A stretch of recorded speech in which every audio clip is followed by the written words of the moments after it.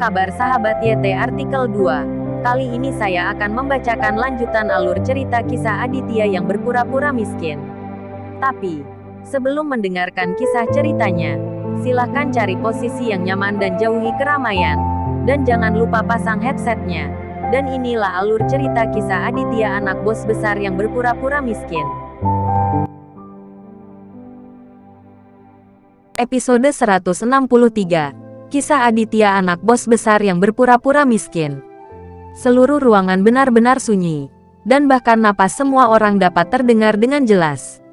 Wajah Wahyu sangat jelek, dan dia duduk di sana dengan kepala tertunduk, tidak berani mengatakan sepatah kata pun. Widya memandang Aditya dengan kekaguman di wajahnya. Dia benar-benar tidak menyangka Aditya begitu mendominasi, dan dia tidak peduli dengan Sony. Hahaha, Sony tidak marah tetapi tertawa. Dan setelah tertawa sebentar, dia berkata kepada Wahyu, "Paman Wahyu, bukannya aku tidak ingin memberimu wajah. Kamu mendengarnya sendiri, anak laki-laki bermarga Edward yang menantang saya.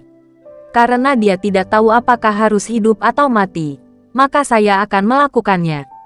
Tidak, saudara Sony, jangan marah. Saya akan menasihati Tuan Aditya. Wahyu memiliki ekspresi buruk di wajahnya, dan setelah menenangkan Sony, dia bangkit dan berjalan ke Aditya. "Tuan Aditya, mungkin Anda masih belum mengerti apa yang terjadi pada saudara Sony. Biarkan saya memberitahu Anda ini." Saudara Sony selalu merespons di Palopo. Setelah mengatakan itu, Wahyu berbicara pada Aditya dengan suara rendah. Dia berkata, "Selain itu, Sony memiliki banyak pembunuh profesional di bawah komandonya, dan siapapun yang dia inginkan mati akan mati." "Oh, haha, apakah dia sangat hebat? Wahyu, apa maksudmu?" Aditya tertawa dan bertanya pada Wahyu. Wahyu juga kagum ketika dia melihat ini. Dia tidak pernah menyangka bahwa dia sudah menjelaskan detail Sony kepada Aditya, tetapi Aditya tidak takut sama sekali. "Maksudku, karena masalah telah sampai pada titik ini, semua orang harus duduk dan berbicara dengan baik, dan akan lebih baik jika itu dapat diselesaikan dengan damai." Wahyu benar-benar cukup halus, dan kata-katanya tidak kasar, dan ada tiga sisi. "Oke, aku bukan orang yang suka berkelahi. Aku hanya akan mendengar apa yang dikatakan saudara Sony ini."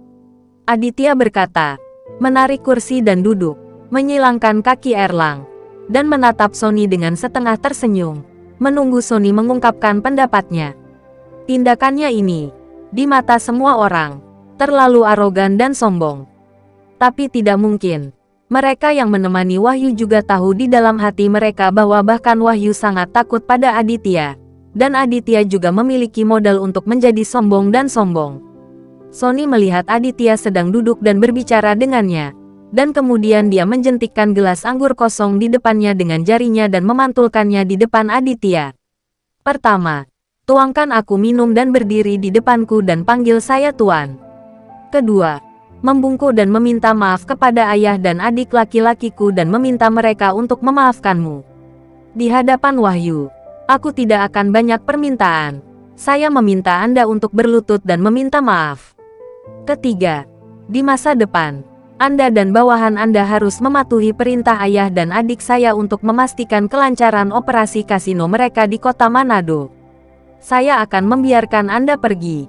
Jika Anda tidak mau, hehe, kamu bisa memikirkan konsekuensinya sendiri." Sony banyak bicara kepada Aditya. "Persetan bajinganmu, seberapa buruk kamu, Sony? Apa kamu pura-pura berada di kota Manado? Beraninya kamu berbicara dengan Tuan Aditya seperti ini?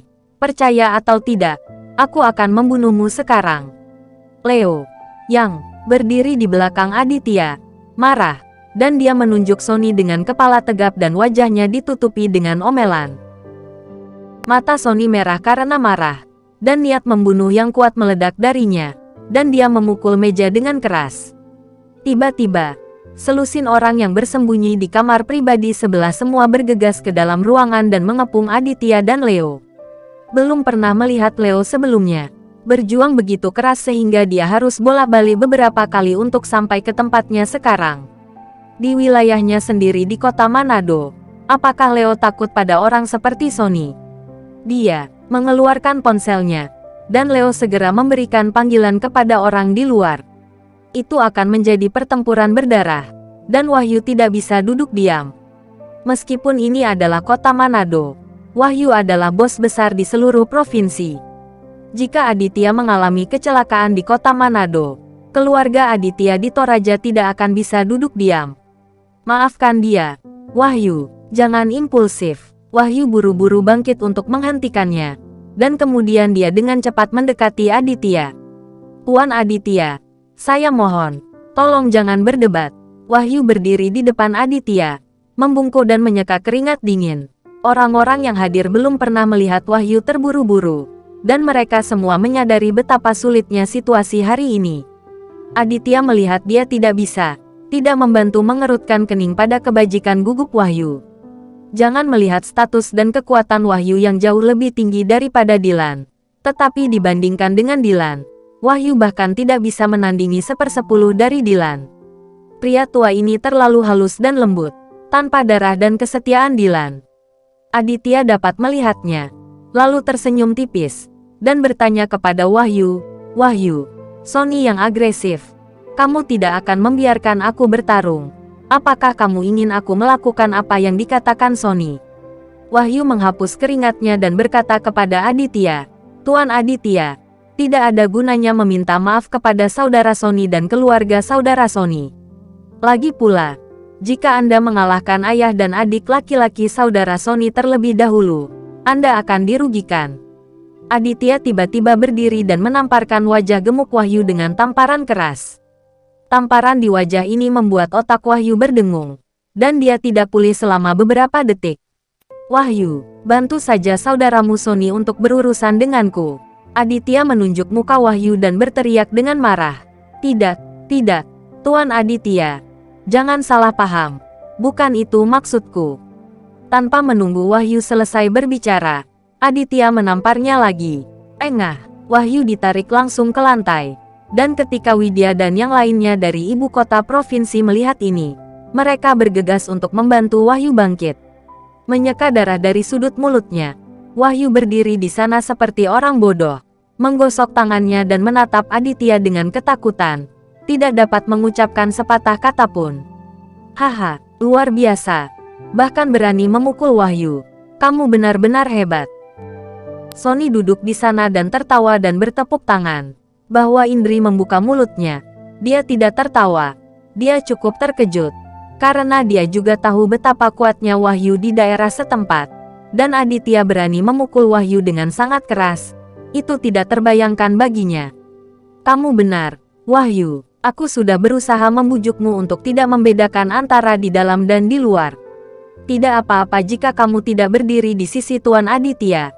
Mengapa kamu masih membantu orang luar untuk berbicara?" Widya mengeluh dengan suara rendah. Wahyu juga sedikit menyesalinya. Dia tahu ini masalahnya. Dia tidak bisa datang ke kota Manado untuk kekacauan ini hari ini. Akan lebih baik menyinggung Sonny daripada menjadi sangat malu sekarang. Belum lagi menyinggung Aditya. Ini benar-benar kerugian besar. "Tuan Aditya, saya salah." Tuan Wahyu berdiri di depan Aditya dengan wajah malu dan berkata dengan keras, "Hehe, Tuan Wahyu. Apakah kamu mencoba mengkhianatiku? Apakah kamu akan berdiri dengan Aditya?" Sonny tersenyum dan menunjuk ke Wahyu dan bertanya. Wahyu membuka mulutnya, tetapi tidak mengatakan apa-apa. Melihat tatapan pengecut Wahyu, Aditya benar-benar terdiam. "Ibu kota, ini jalannya. Tampaknya produk ini benar-benar dilebih-lebihkan di masa lalu. Aditya, saya mendengar bahwa kamu adalah bajingan yang tidak berguna. Hidupmu baik, dan istrimu sangat cantik, kan?